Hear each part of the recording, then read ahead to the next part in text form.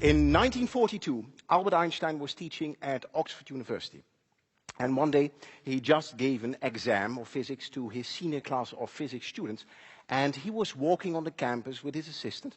And all of a sudden, the assistant looked at Albert Einstein and said, Dr. Einstein, this exam which you just gave to the senior class of physics students, isn't that exactly the same exam you gave to exactly the same class 1 year ago?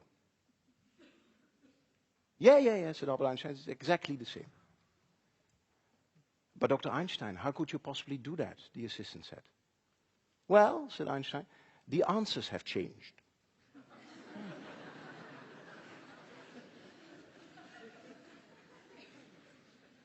The answers have changed. In other words, what is true for 1942 is even more true for today. We live in a world where the questions might be the same, but the answers have changed. In other words, what has got you here will no longer get you there. And if you want to have results that you've never had before, well, you need to start doing things you've never done before.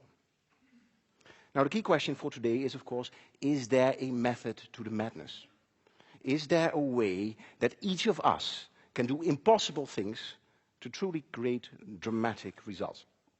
And the good news is that the answer to that question is yes. Because what I'm going to explain today is, when it comes to high performance, why the majority is always wrong. And how you can use that to get everything you can out of everything you've got. But let me first introduce you to something interesting.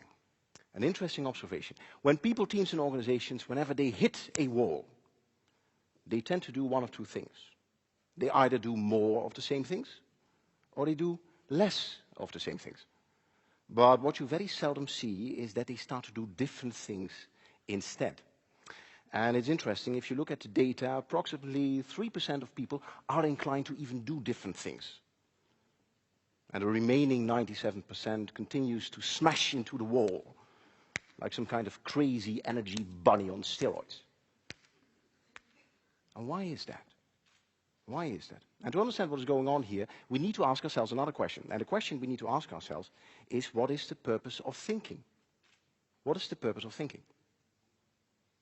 Now, if you ask that question to a brain scientist, the brain scientist will say, well, the purpose of thinking is to stop thinking. The purpose of thinking is to stop thinking. Now, what does she mean by that? Well, here's the thing. Thinking is a high energy activity. It takes a lot of energy to think. So whenever we think, we try to think as short as possible, and then we return to automatic pilot. Over 95% of our life, we run on automatic pilot. For example, if you've ever driven a car and then you realize, whoa, what did I do in the past half an hour? That's your brain on automatic pilot. Yeah? Another example, many of you right now are listening to me on automatic pilot. And I know who you are. Yeah.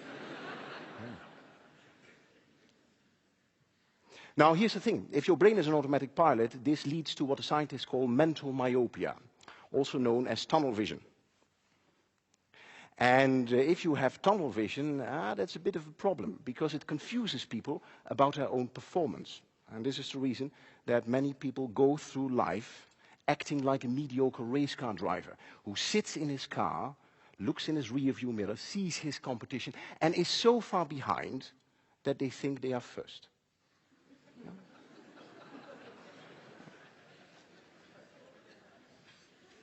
In other words, ladies and gentlemen, we tend to think inside the box, and the box is a very good metaphor here. So let me draw a box. And if you take a close look at the box, you see that the boundaries of this box are very well defined. So we think inside defined boundaries. I'll give you an example. One boundary is a legal boundary, and we think within the legal framework. I'll give you an example. Very few of you would think of stealing the wallet of the person next to you in order to fund your next cool startup. Yeah? At least that's what I hope. Yeah? So we think in legal boundaries, but there are other boundaries as well. We think in technological boundaries, we think in physical boundaries, but we also think in moral boundaries. And this is why we think inside the box. At least, that's what we think. Because the reality is that the box in which we think looks more like this.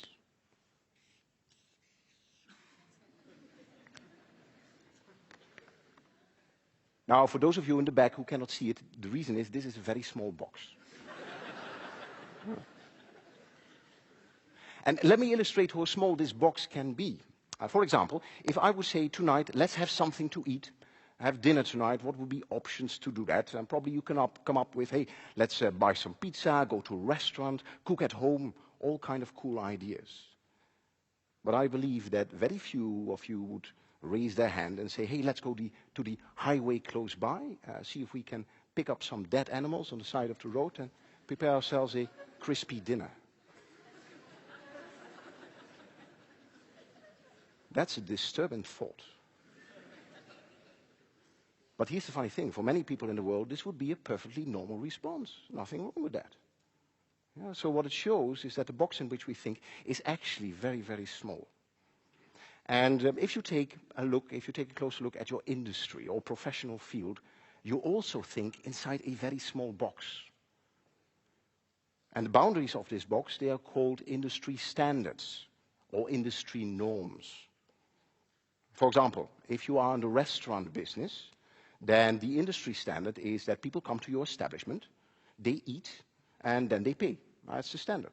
That's how everyone is doing it. Another example, if you are in the banking business, this norm is that people give you money, you say thank you very much, and you give the money to someone else. Well, I mean, that's banking. So those are standards, those are norms in the industry or professional field. But this is what you need to know. The word norm is an abbreviation for normal. In other words, if you do what everyone else is doing, you get the results that everyone else is getting, and those are normal results. And the thing is, what we are after today are extraordinary results. Yeah? So the key question is, of course, how can you kick yourself out the box? Out of this very small box of your industry and professional field and move to the happy place where cool innovation happens. Yeah, how can you do that? Now, let me introduce you the curious case of the London taxi drivers. If you want to become a taxi driver in London, you need to know the entire city by heart. And this is called the knowledge. And you can imagine it takes years to get the knowledge in your head. And that's a bit of a problem if you want to rapidly expand your taxi business. So they ask themselves a question. How can we rapidly expand our taxi business while at the same time employing taxi drivers who do not know anything about the City of London? And then they came up with a very ingenious solution. What he said is, well, actually, then we make two kinds of taxis. One is a normal taxi, and the other taxi has a big sign on it which says, the driver of this vehicle does not know anything about the City of London, but loves to get directions from you. And that's a brilliant solution, because this attracted those people who lived in London, knew the city very well, and finally could pay boss in a taxi. Yeah. Yeah. Brilliant. Now, ladies and gentlemen, this sounds like a very cute story. But there's much more than meets the eye. Because what we have found is that breakthrough innovation, extraordinary results happen when people decide to finally break the standards or the norms in their industry or professional field. And you see that over and over again. For example, if you would have a furniture business and one day you would decide to no longer assemble furniture for your customers, probably you would end up with a company called IKEA. Yeah. Another example, if you own a computer business and one day you would decide to no longer sell your computer using a physical store, probably you would end up with a company called Dell Computers. Yeah. So, ladies and gentlemen, what it tells us, there is a method to the madness. And by understanding that the majority is always wrong when it comes to high performance, finally you have the opportunity to quit fixing things and move to massive innovation instead. Ladies and gentlemen, the Roman Emperor Marcus Aurelius once said that the object of life is not to side with the majority. But the object of life is to escape finding oneself joining the ranks of the clinically insane. If you do what everyone else is doing, you're not distinguishing yourself and you're probably stuck. And this is why, when it comes to high performance, the majority is always wrong. This is what we know. We know that 3% of people are able to achieve extraordinary results. And each of you can become part of those 3% by deciding as of today to break your industry standards and to break your industry norms. The alternative, of course, is that you become part of the 97% who in the end works for those 3%. And as of today, that choice is completely yours. Thank you very much.